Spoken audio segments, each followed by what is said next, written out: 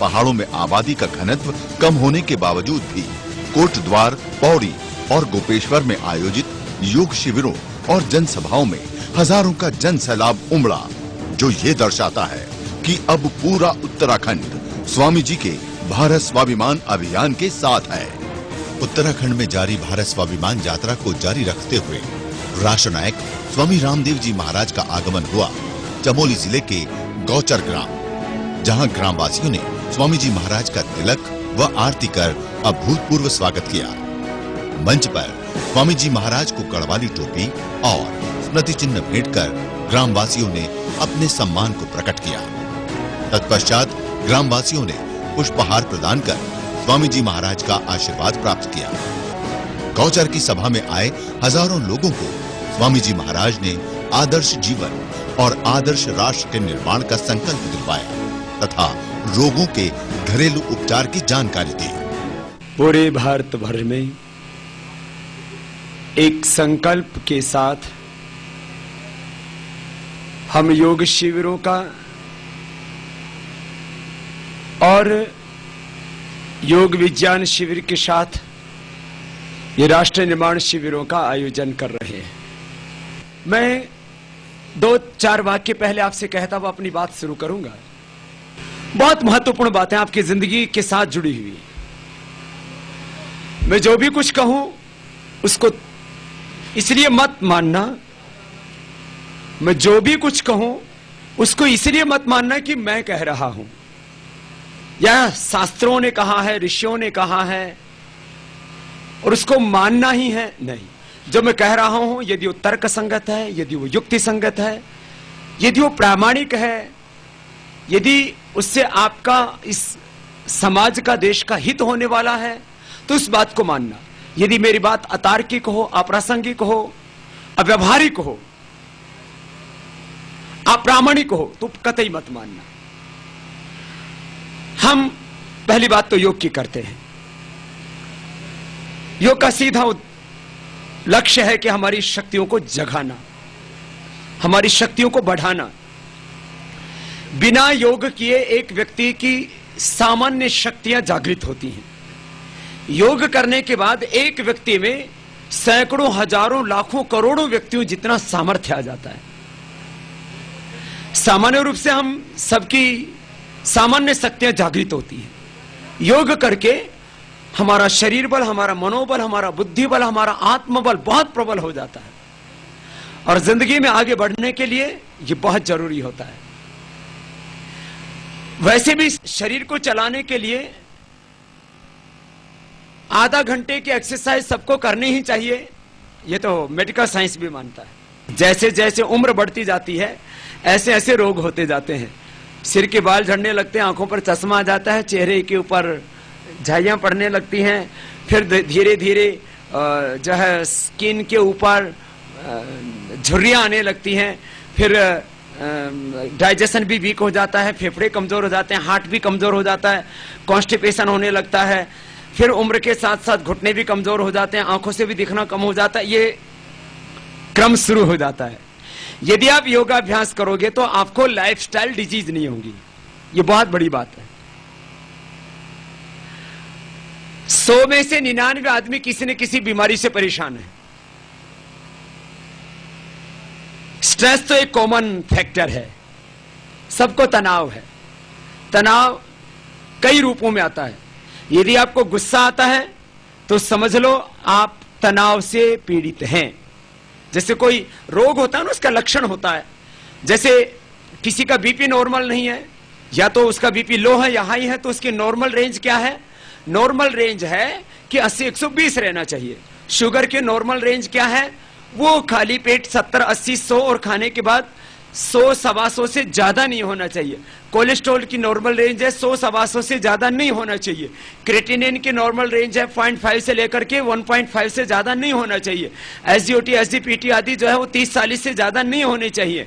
इसी तरह से हमारे T3, T4, TSH हो, हमारे डिफरेंट केमिकल्स हो, हार्मोन्स हो, उनकी एक रेंज है। हमारा वेट कितना होना चाहिए? जितनी हमारी बॉडी की हाइट होती है उतना, जितनी इंच हाइट उतना किलो वेट। ना ओवरवेट होना चाहिए ना अंडरवेट होना चाहिए। ऐसे ये फिजिकल फिटनेस के पैरामीटर्स हैं। ऐसे मेंटल फिटनेस के पैरामीटर्स क्या हैं? आपको गुस्सा नहीं आना चाहिए। मामूली सा गुस्सा आएगा तो चलेगा। कैसा? जैसे जल के ऊपर तरंग आई और खत्म हो गई। लेकिन गुस्से में साहब क्या क्या नहीं कर देते हम। घर में तोड़ फोड़ मचा देते हैं।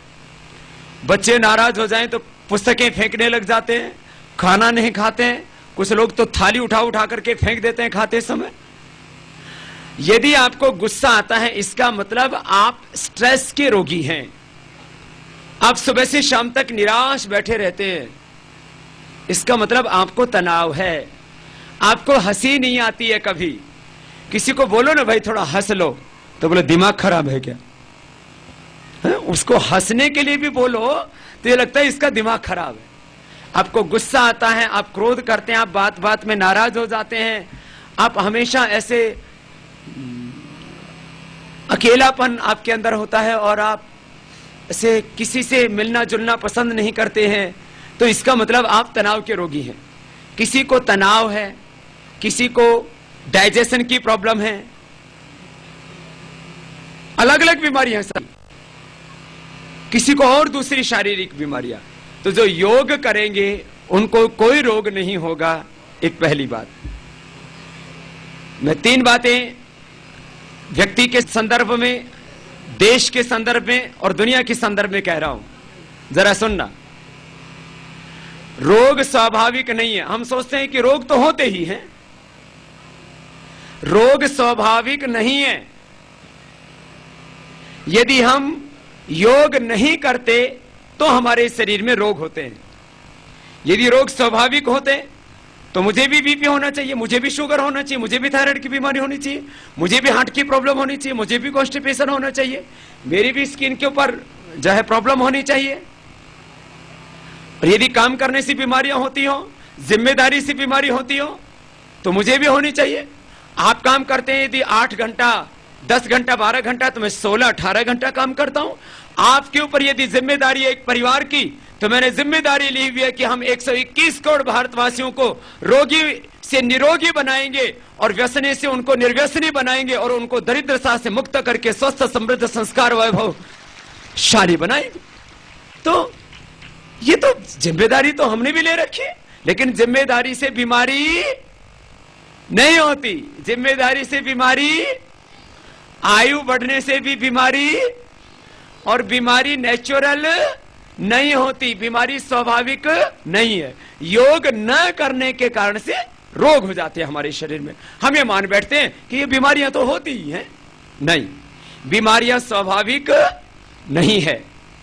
एक और बड़ी बात मैं सामाजिक रूप से कह रहा हूं, राष्ट्रीय रूप में कह रहा हूं, गरीबी भी स्वाभाविक नहीं है। देश को लूट करके गरीब बना दिया गया है। अपने देश में इतनी बड़ी स्ट्रेंथ है, अपने देश में इतनी बड़ी पावर है, अपने देश के अंदर इतनी बड़ी शक्ति है। हम हर एक दृष्टि से देखें, भूमि की दृष्टि से देखें, भू संपदाओं की दृष्टि से देखें, मानव संसाधन की दृष्टि से देखें, प्राकृतिक संसाधनों की दृष्टि से देखें, भौगोलिक दृष्टि से देखें, तो भारत से ज्यादा शक्तिशाली, भारत से ज्यादा बलवान, भारत से ज्यादा धनवान, भारत से ज्यादा चरित्रवान और भारत से ज्यादा महान देश पूरी दुनिया में कोई नहीं। इस महान देश में हमने जन्म लिया, इस पर गौरव होना चाहिए। लेकिन इस देश को लूट लिया है। कितनी लूट की है इसमें? करीब 400 लाख करोड़ की। कितनी? अरे जोर से बोलो तो सही। आपको एक पेपर दिया गया है, इसमें सारा ये काला धन क्या है, कैसे लूटा है, पूरी दुनिया में कितना काला धन है, इसके आप ज्यादा नहीं तो आप 3 ही पेज पढ़ लेना, पहला, दूसरा और तीसरा। पूरी दुनिया में करीब 3000 लाख करोड़ रुपए के काले धन की अर्थव्यवस्था है। कितना? 3000 लाख करोड़। तो अब हमें एक ही काम करना पड़ेगा, अच्छाई को बढ़ाना पड़ेगा, बुराई को मिटाना पड़ेगा। पूरी दुनिया में ये काले धन की अर्थव्यवस्था तो इतनी खतरनाक चल रही है। पहले तो मैंने कहा था कि 70 से ज्यादा देशों में काला धन जमा है। कितने से ज्यादा देशों में? 70 से ज्यादा देशों में। लेकिन अब जैसे जैसे पता लग रहा है अमेरिका के 25 सांसदों के एक पत्र के द्वारा कि सबसे बड़ा टैक्स हेवन आज अमेरिका बन चुका है। सबसे ज्यादा काला धन आज पूरी दुनिया में अमेरिका के अंदर जमा है।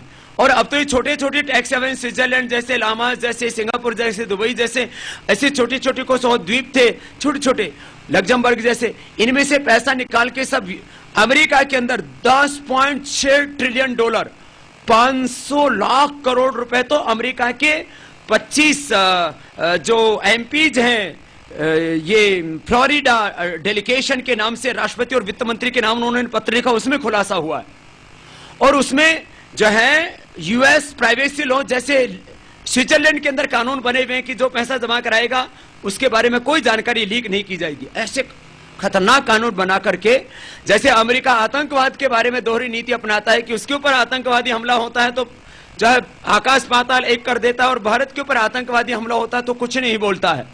ऐसे ही काले धन के बारे में अमेरिका का कोई बयान नहीं आएगा, क्योंकि काला धन जमा करने वाला विश्व का सबसे बड़ा सरगना भी अमेरिका ही है।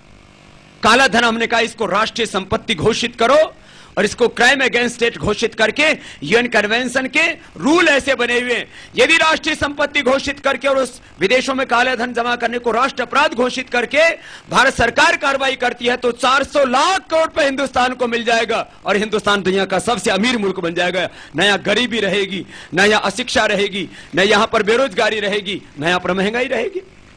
अपने ये गोचर कौन से जिले में आता है? चमोली में। ये 400 लाख करोड़ रुपए वापस मिलता है तो चमोली को कितना मिलेगा? सबने याद कर लिया है, अपना हिसाब किताब रखने लग गए हैं। ये 400 लाख करोड़ रुपए वापस मिलने से चमोली का मिलेगा कितना? 50,000 करोड़। 50,000 करोड़ में आप कितने ही तो विश्वविद्यालय बना लो, कितने अच्छे सड़कें बना लो, सबके पक्के मकान बना लो, घर घर में जो है आप पानी की व्यवस्था कर लो, हर खेत में पानी की व्यवस्था कर लो। सब करने के बावजूद भी आपके पास में हजारों करोड़ रुपए बच जाएगा, खर्च करने के लिए आपको जगह नहीं मिलेगी। इतना बड़ा मुद्दा है ये। और आर्थिक नीतियां तो हमारी गलत हैं।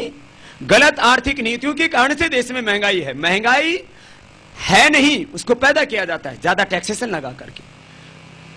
आर्थिक विषमताएं इतनी ज्यादा, 1% लोगों के हाथों में देश की सारी शक्ति नियंत्रित हो गई और 99% लोग दरिद्रता की जिंदगी जी रहे हैं। यह मात्र उत्तराखंड की बात नहीं, ये तो पूरे देश की बात मैं कह रहा हूं।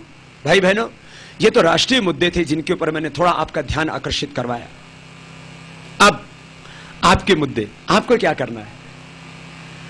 आपको एक तो सुबह उठ करके एक नियम बना लो, सबको योगाभ्यास करना है।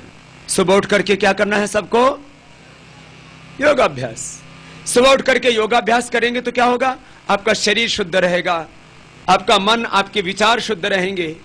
जिसका शरीर शुद्ध रहता है, जिसके विचार शुद्ध रहते हैं, उसकी वाणी, उसका व्यवहार, उसका आहार, उसका स्वभाव, उसका पूरा जीवन शुद्ध हो जाएगा, पूरा जीवन पवित्र हो जाएगा। योगाभ्यास तो हमारी बहुत बड़ी विरासत है, अपने ऋषियों की बहुत बड़ी देन है। और योग भारत के ऋषियों की देन है, पूरे विश्व को ये भारत के ऋषियों की विरासत है। तो भारत को योग मिला है हिमालय से, इसलिए ये हिमालय मात्र स्थान से ही ऊंचा नहीं है, हिमालय हमेशा ज्ञान और चरित्र से भी सबसे ऊंचा रहा है। और इसलिए भारत हमारे लिए एक मात्र मिट्टी का टुकड़ा नहीं। भारत को हम क्या कहते हैं? भारत माता, माता भूमि ही पुत्रो हम पृथिव्या। ये धरती हमारी मां है, हम इसकी संतानें हैं। और भारत को मां कहा जाए तो इसका माथा ये हिमालय है, और इसके माथे का मुकुट, इसके माथे का कोहिनूर, इसके माथे का हीरा है उत्तराखंड। और ये ऐसे ही चमकना चाहिए जैसे माथे के ऊपर मुकुट हीरा चमकता है। अब उत्तराखंड के जो लोग हैं वो बीमार नहीं होने चाहिए, रोगी नहीं, निरोगी होने चाहिए, व्यसनी नहीं, निर्व्यसनी होने चाहिए।